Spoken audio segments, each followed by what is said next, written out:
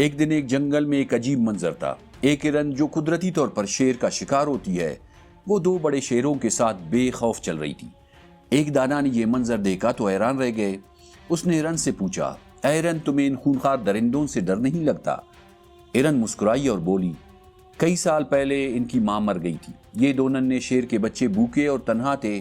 لوگ ان سے ڈرتے تھے، بچنے کی کوشش کرتے تھے کیونکہ یہ شیر تھے، لیکن میں نے ان کی بھوک دیکھی، ان کا خطرہ نہیں۔ میں نے انہیں اپنے بچوں کی طرح پالا۔ آج یہ طاقتور شیر ہے، مجھے اپنی ماں کا درجہ دیتی ہے۔ پورا جنگل جانتا ہے کہ یہ اپنی ماں کو نقصان نہیں پہنچا سکتے۔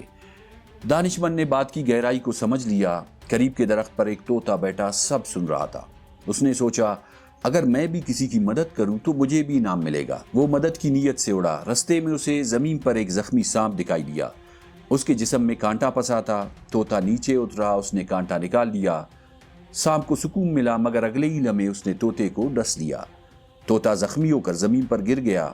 دانشمند وہاں سے گزر رہے تھے۔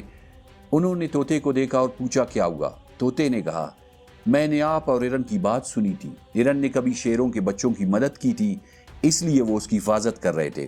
میں نے بھی ایک سانپ کی مدد کی، مگر بدلے میں اس نے مجھے ڈسی لیا۔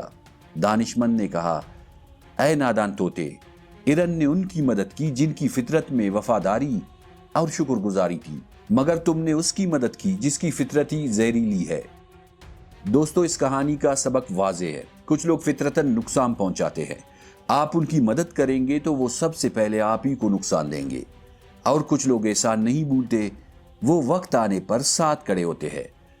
اب سوال آپ سے ہے، آپ کی فطرت کس جیسی ہے، وفادار یا زہریلی؟